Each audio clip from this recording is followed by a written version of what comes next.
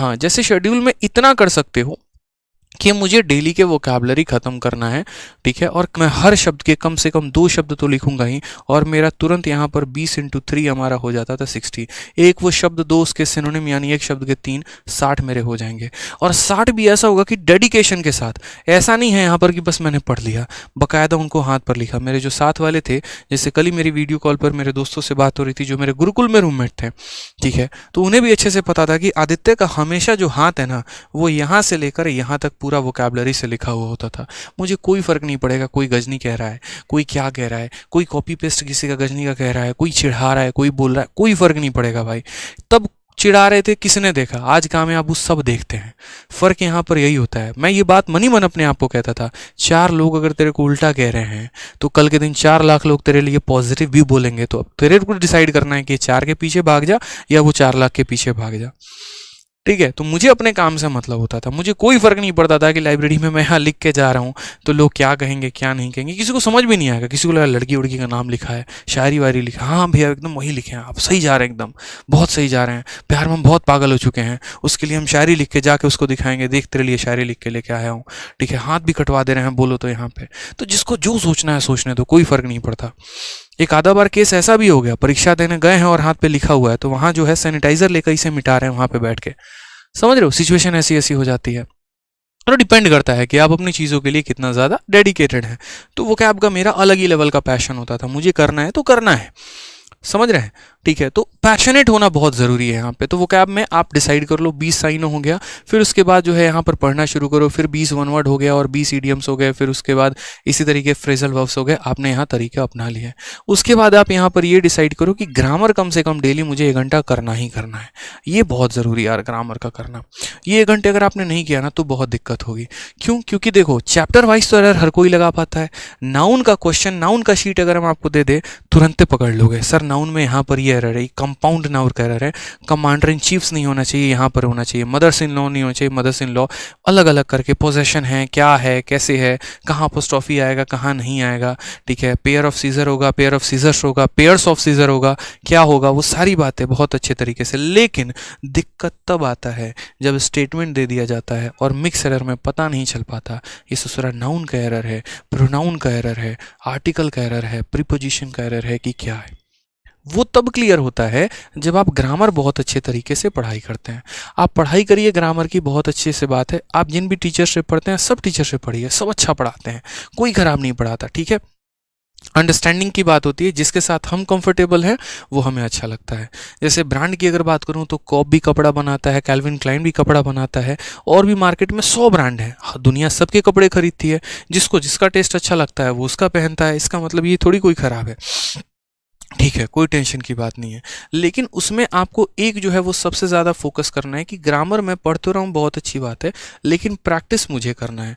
Market जो किताब अच्छा लगे आप उससे प्रैक्टिस किया करो। जैसे अगर ग्रामर की प्रैक्टिस की मैं बात करता हूँ तो एक मिरर ऑफ कॉमन एरर करके ये किताब है, आप मिरर ऑफ कॉमन एरर्स किताब से प्रैक्टिस कर सकते हो। बहुत ज़्यादा भी शब्द यहाँ पर नहीं दे रखा और बहुत यहाँ पर कम शब्द भी नहीं दे रखे, तो ये आपको बहुत ज़्यादा फायदा कराएगा।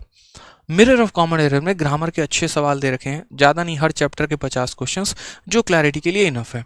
अब इसमें भी दिक्कत क्या आती है, मैं अभी किताबों के नाम 1-2 नोट करवाना शुरू करूंगा, लिखना शुरू करोगे, कल दुकान पे पहुंच जाओगे खरीदने, खरीदोगे, पहला पन्ना पढ़ोगे, दूसरा पन्ना पढ़ोगे, पहला महीना पढ़ोगे, उसके बाद किताब एज इट इज़ जस के तस रखी होती है टेबल पे, सर कुछ नया बताओ, ये तो है ही है। जैसे मैंने बच्चों को कहा कि इंग्लिश के लिए आपको सेक्शनल क्विज देना चाहिए, मुझे जहाँ तक लगता है, क्योंकि जब आपने यहाँ वोकैब कंप्लीट कर लिया, जब आपने ग्रामर कंप्लीट कर लिया, तो इनकी रिवीजन कैसे होती रहेगी, तो क्विज देना है। और क्विज कहाँ देना है, तो एसएससी इंग्लिश क्विज करके एक एप्लीकेशन आता है, आप वहाँ से दे सकते हो।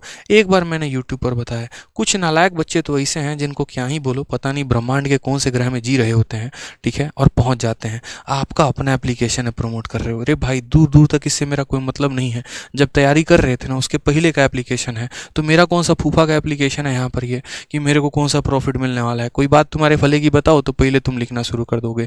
दूसरा, उच्च लेवल के जो दूसरे प्राणी होंगे तुरंत नाम लेके अभी नोट करेंगे, इंस्टॉल भी करेंगे, लेकिन जीवन में कभी जो है इसका दर्शन नहीं करेंगे। ज़्यादा से ज़्यादा 1-2 सेट लगा लेंगे, हाँ ठीक है, बढ़िया है। अब मेहनत ही नहीं करोगे, सपने देखोगे इनकम टैक्स इंस्पेक्टर का, तो भूल जाओ भाई। दूसरों की कहानी पर ताली बजा सकते हो, लेकिन कभी ऐसा वक्त लेकर नहीं आ सकते कि लोग आपके लिए ताली बजाएं, क्योंकि वो वक्त लाने के लिए मेहनत करना पड़ेगा। इस एप्लीकेशन में जो क्वेश्चन है जाके लगाने पड़ेंगे, इसके प्रैक्टिस सेट लगाने पड़ेंगे, यहाँ पर इस किताब से पढ़ना पड़ेगा, अपने टीचर के नोट्स रिवाइज करने पड़ेंगे, जो कि होगा नहीं। अब होगा नहीं तो बेकार ही हो जाएगा ना आपके लिए, तो इस स्ट्रेटजी क्या फ़ायदा होगा बताओ। ठीक है, तो मेहनत तो भाई मेरे इन चीज़ों पर फोकस करना पड़ेगा। तो ग्रामर में कुछ ऐसा रखो कि डेली 1 घंटा आप इसको दे पाओ, प्रैक्टिस कर पाओ, ज़्यादा ज़रूरत पड़े तो यहाँ पर जो है क्विज की इस तरीके से आप तैयारी कर पाओ। फिर उसके बाद नेक्स्ट पॉइंट आता है कॉम्प्रीहेंशन। अब कॉम्प्रीहेंशन में तो शुरू में तो बच्चा इसको भूल ही जाता है, अरे कौन कॉम्प्रीहेंशन होगा कहीं कोई पे। कॉम्प्रीहेंशन का मतलब बस उनको ज़्यादा से ज़्यादा समझ में आता है तो कहानी, पैसेज। भाई ऐसा नहीं है, 3 पार्ट उसके होते हैं अंदर इधर, ठीक है।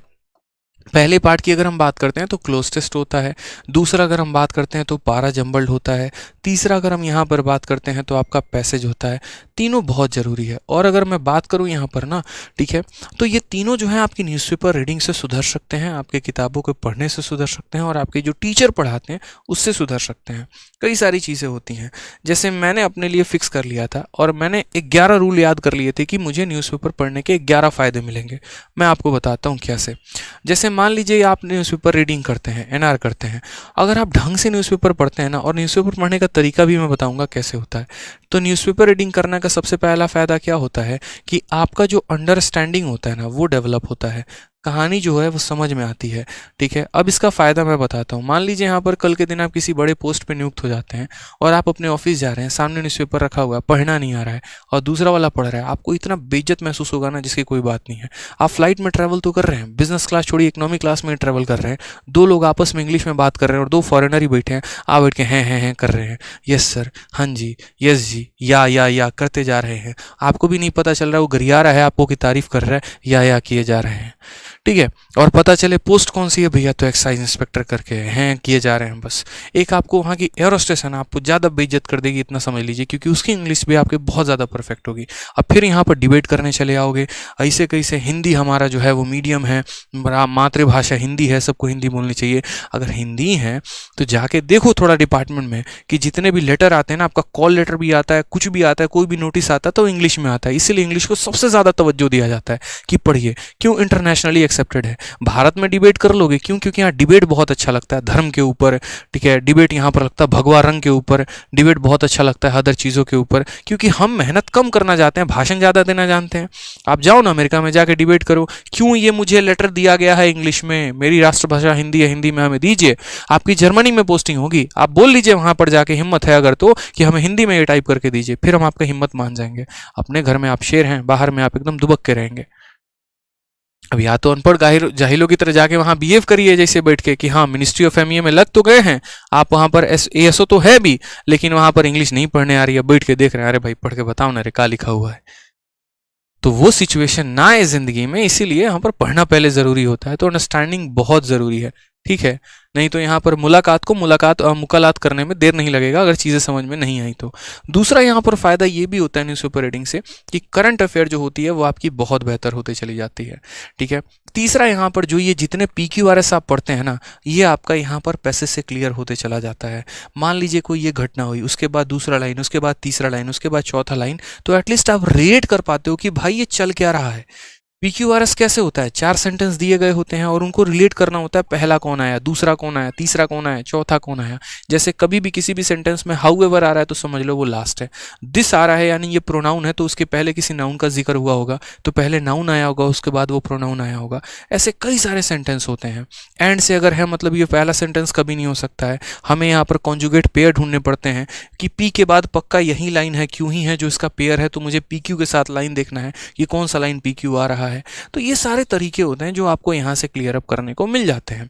तीसरा अगर हम बात करते हैं तो कॉम्प्रीहेंशन की बहुत अच्छी, एक पैसेज की जो है बहुत अच्छा यहाँ पर अंडरस्टैंडिंग होता है, तो आपका यहाँ पर PQRS भी बहुत अच्छे से क्लियर हो जाता है, आपका यहाँ पर क्लोज टेस्ट भी बहुत अच्छे से क्लियर हो जाता है, और आपका यहाँ पर पैसेज भी बहुत अच्छे से क्लियर हो जाता है।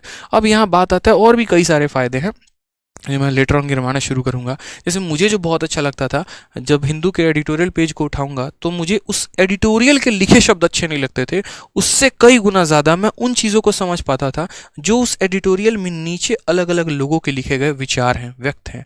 कहा जाता है जैसे उसमें क्या होता था कि द हिंदू जो है वो अलग अलग लोगों के विचारों को भी उसमें लिखता है, ठीक है। जैसे मानो चेन्नई के कोई फलाना कोई पर्सन है, नॉर्मल सा गवर्नमेंट जॉब बंदा कर रहा है, कहीं भी कर रहा है, उसने किसी मुद्दे के ऊपर अपना विचार लिखा, उसकी इंग्लिश मुझे बहुत अच्छी लगती थी, वो मैं पढ़ता था वहाँ पे, ठीक है। अब पढ़ने का मेरा तरीका क्या होता था भाई, मुझे भी पता है कि मोदी जी और एक तरीके से किसी और के बीच में क्या डील हुआ मुझे ज़्यादा नहीं पता, लेकिन मैं मान लो कि क्रिकेट देख रहा हूँ। अब क्रिकेट देख रहा हूँ तो इतना तो पता है कि विराट कोहली ने कितना रन बनाया, इतना पता है यहाँ पर कि कल मैच भारत जीती है, इतने रनों से जीती है, ये रहा। मैं सबसे पहले स्पोर्ट्स का सेक्शन उठाऊंगा क्योंकि उसका मुझे समरी पता है, कमेंट्री पता है। आकाश चोपड़ा की खतरनाक कमेंट्री मेरे दिमागों में घूम रही है, मुझे कहानी पता है क्या है, मैंने यहाँ उठा लिया। अब मैंने यहाँ उठा लिया तो उसके बाद मैंने पढ़ना शुरू किया। उसमें आते हैं खतरनाक, ठीक है, स्मैशेस करके, कि स्मैशेस का मतलब तगड़ा शॉट खेलना हो गया, ठीक है, बाउंड्रीज और ऐसे ऐसे मतलब बढ़िया बढ़िया लाइन आएंगे ना, ठीक है। फिर उसके बाद जैसे एक बार मैंने पढ़ा था कि before the start of the match it was raining like cat and dog. मुझे लगा क्या वहाँ कुत्ते और बिल्ली आ गए थे क्या बारिश में। फिर मैंने सर्च किया, अच्छा raining like cat and dog का मतलब होता है मूसलाधार बारिश होना, खतरनाक वाली बारिश होना। तो ऐसे ऐसे शब्द मुझे बड़े अच्छे लग रहे थे, तो मैंने वहाँ पर भी बैठ के नोट्स नहीं बनाए, अंडरलाइन कर लिया अपनी चीज़ों को लेकर कि हाँ ऐसा होता है, इंपॉर्टेंट बातें ज़्यादा से ज़्यादा मैंने नोट कर ली।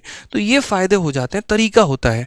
रोज़ के रोज़ न्यूज़पेपर नहीं मंगाना, एक ही दिन मंगाना है। आज कोई एक पन्ना पढ़ लो, कल कोई दूसरा पन्ना पढ़ लो, परसों कोई तीसरा पन्ना पढ़ लो, इस तरीके से करके कम समझ में आए नॉवल उठा लो। अब नॉवल भी ऐसा वाला नॉवल नहीं उठाना है 3 मिस्टेक्स इन माय लाइफ, उससे कुछ बहुत बड़ा चेंज नहीं आने वाला है, ठीक है। कि बैठ के 3 मिस्टेक्स पढ़ रहे हैं, पता चला इंग्लिश गया तेल लेने, यहाँ पे 3 मिस्टेक पढ़ोगे उसने जीवन में, वो 3 मिस्टेक कौन से किए, ठीक है। तो वो नहीं करना मेरे भाई, यहाँ तरीका देखिए आप, सही चीज़ों को है ना, सही चीज़ों के पीछे भागे ज़्यादा बढ़िया है, ठीक है। किसी ने कहा यहाँ पर इंग्लिश मूवी देखने से इंग्लिश बहुत अच्छी होती है, लो सर्च कर रहे हैं इंग्लिश मूवी कौन सी है बढ़िया, और इंग्लिश मूवी के चक्कर में यहाँ पर एंजेलिना जोली के पास चले गए हैं और देख रहे हैं हाँ यार इसके डिम्पल बड़े अच्छे हैं, चाहे जो भी हैं, गया इंग्लिश तेल लेने। तो वैसे नहीं होता है यार, आप थोड़ा सा जो है ना अपने आप को बहुत बार बहुत ज़्यादा रिसोर्सेज के चक्कर में अपने आप को और गड्ढे में डालते चले जाते हैं, वो काम मत किया करो आप लोग यहाँ पे, ठीक है। तो इस तरीके से जो है यहाँ पर आप अपना वोकैब का अपना शेड्यूल कर लो, ग्रामर अपना शेड्यूल कर लो यहाँ पर कि हाँ वोकैब भी हमने कर लिया, ग्रामर पर भी अच्छा खासा फोकस कर लिया,